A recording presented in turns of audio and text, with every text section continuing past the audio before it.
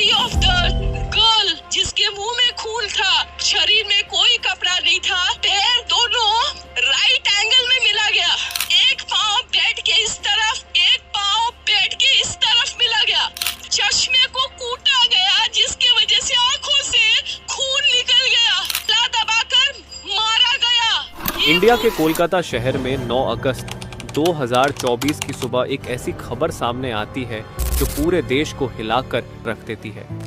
ये खबर थी एक 31 साल की महिला डॉक्टर की, जो कोलकाता के RG Kar medical college and hospital में अपनी ट्रेनिंग कर रही थी। हॉस्पिटल जैसे सुरक्षित माने जाने वाले जगह पर इस महिला डॉक्टर का मर्डर एंड रेप होना काफी चौंकाने वाला था। इस घटना का खुलासा तब हुआ जब डॉक्टर के डेथ बॉडी का पोस्टमार्टम किया गया। इस रिपोर्ट ने लोगों की रूह तक को हिला दिया, क्योंकि यह मामला सिर्फ एक मर्डर का नहीं था, बल्कि इससे कहीं ज्यादा खौफनाक केस था।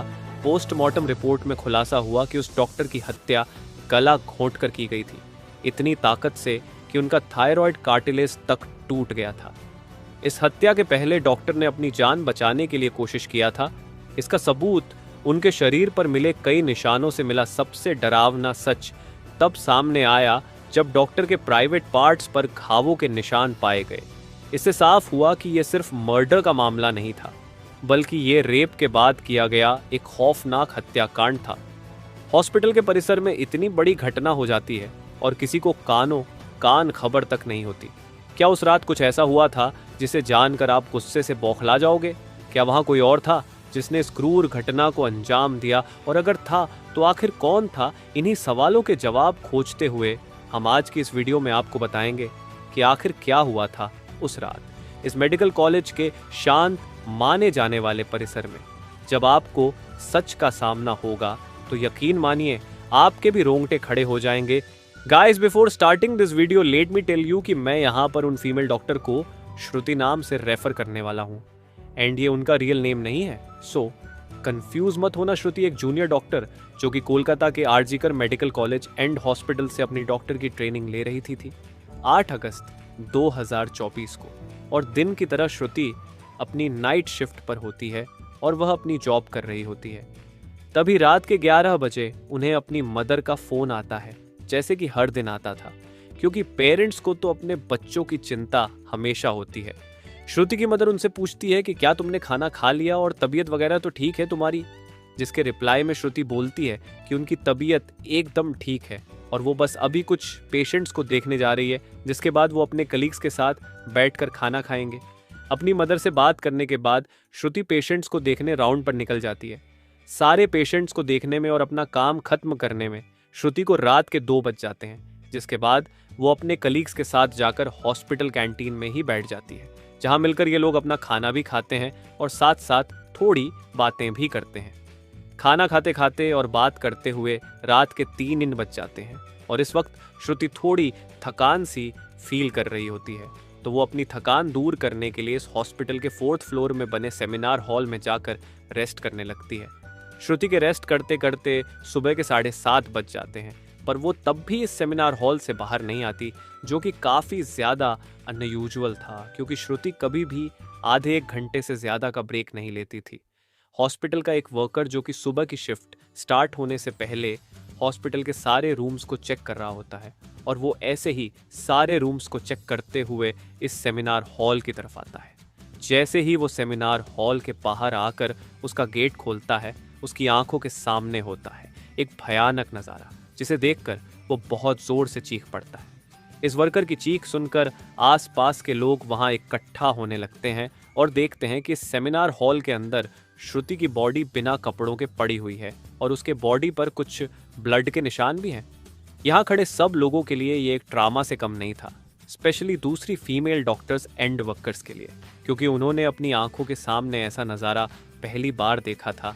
वो भी हॉस्पिटल प्रेमिसेस के अंदर श्रुति की बॉडी को देखकर आसपास खड़े सारे लोग उसे एक स्ट्रेचर पर लेटते हैं और इमरजेंसी रूम में लेकर जाते हैं ताकि डॉक्टर्स उसकी कुछ हेल्प कर सकें। काफ़ी देर तक डॉक्टर्स के स्ट्रगल करने के बाद भी एट द एंड श्रुति कुछ घंटों के बाद अपना दम तोड़ देती है। हॉस्पिटल में कुछ लोग थे जो कि इस मर्डर एंड रेप केस को एक नॉर्मल केस जैसा दिखाने की कोशिश कर रहे थे, जस्ट बिकॉज कि वो इस हॉस्पिटल का नाम बचा सके।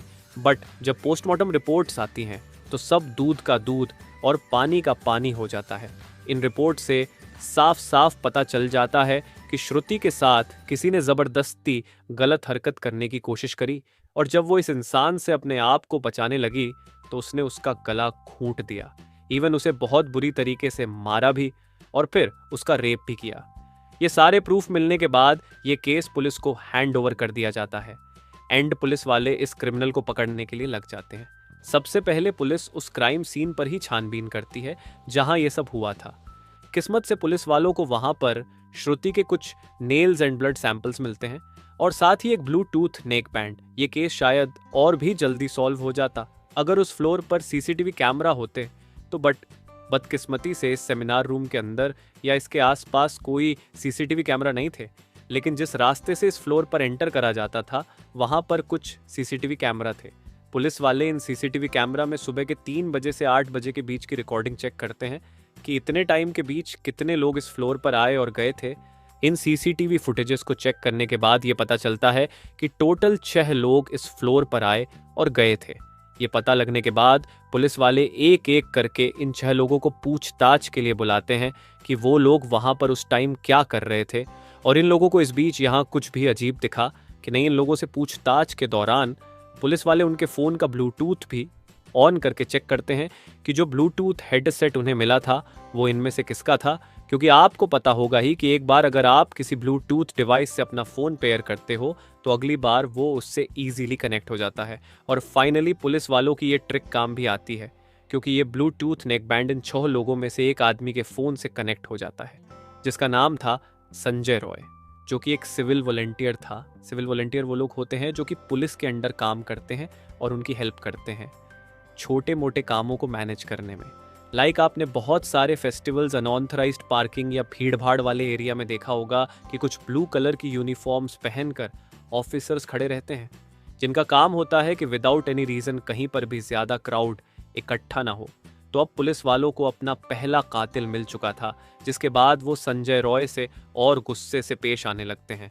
बट संजय पुलिस वालों की किसी बात का भी जवाब नहीं दे रहा होता क्योंकि वो काफ़ी ज़्यादा नशे की हालत में था।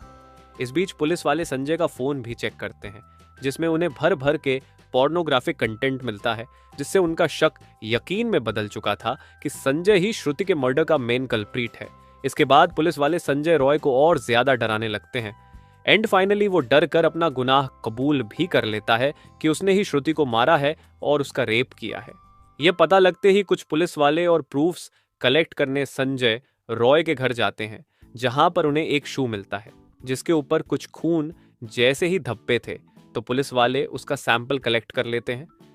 थोड़ी और तलाशी लेने पर पुलिस वालों को संजय के घर के बाहर कुछ कपड़े सूखते हुए दिखते हैं और ये वही कपड़े थे जो कि उस दिन संजय ने पहने थे क्योंकि ये सब सीसीटीवी कैमरा में कैप्चर हो गया था जिससे जाहिर था कि संजय ये प्रूफ मिटाने की भी कोशिश कर रहा था।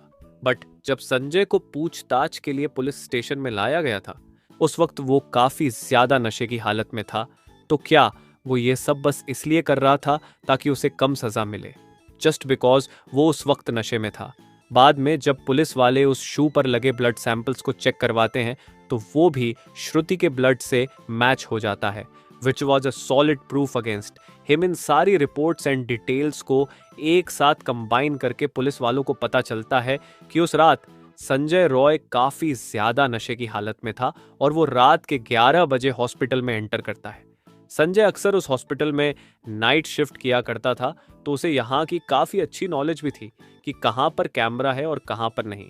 तो वो आराम से इस हॉस्पिटल के 4th फ्लोर पर जाकर बैठ जाता है क्योंकि वो नहीं चाहता था कि कोई उसे ज़्यादा नशे की हालत में देखे, वरना वो अपनी जॉब से हाथ धो सकता था। 4th फ्लोर पर आते ही वो अपना आराम से सो जाता है। जब उसकी आंख खुलती है तब तक सुबह के 3 बज चुके थे। तभी संजय की नज़र श्रुति पर पड़ती है जो कि रेस्ट करने सेमिनार हॉल में जा रही थी। श्रुति को अकेला देखकर संजय के इरादे बिगड़ने लगते हैं। वो पहले काफ़ी देर तक इस फ्लोर के चक्कर लगाने लगता है ये कंफर्म करने के लिए कि कोई यहाँ पर ज़्यादा आ तो नहीं रहा। जब उसे लगता है कि हाँ उसका रास्ता साफ है तो वो 4 बजे सेमिनार हॉल के अंदर एंटर करता है और फिर वहाँ से 4:45 पर बाहर आता है इन 45 मिनट्स तक। श्रुति के साथ इस आदमी ने क्या क्या किया होगा और वो कितने पेन से गुजरी होगी, ये सोचकर ही किसी का भी दिल सहम जाएगा। स्पेशली श्रुति के पेरेंट्स, जिन्होंने इतनी उम्मीद से और सैक्रिफाइसेस करके अपनी बच्ची को डॉक्टर बनने भेजा था, एंड श्रुति अपने पेरेंट्स की अकेली बेटी थी, तो उनके लिए तो ये किसी सदमे से कम नहीं होगा। एंड गाइस, ये केस अभी भी क्लोज नहीं हुआ है और 23 अगस्त तक संजय राय को कस्टडी में रखा जाएगा। इस कातिल इंसान के साथ क्या होना चाहिए, आप कमेंट में ज़रूर बताना, और इस केस रिलेटेड जानकारी देखने के लिए चैनल सब्सक्राइब करें। Thank you.